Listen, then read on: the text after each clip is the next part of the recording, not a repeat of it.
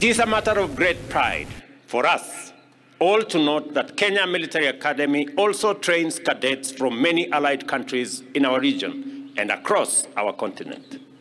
I am confident that after this ceremony, the commissioning officers from Burundi, Rwanda, Uganda, and Tanzania will return to their countries properly equipped with first-class training from these premier military institutions.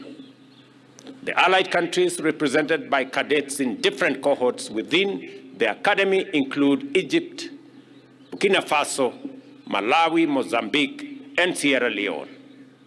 More importantly, I am confident that the friendship established amongst yourselves will contribute to strengthening our bilateral ties and accelerating Pan-African unity and integration.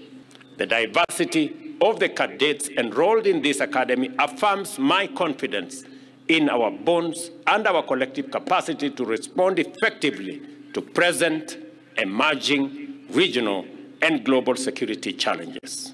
I call upon each of you to execute this responsibility with total dedication and commitment, ensuring the safety and security of all our children, our men, our women, and the people of Kenya. Haya na ripoti hiyo ni raikuru yetu Kenya.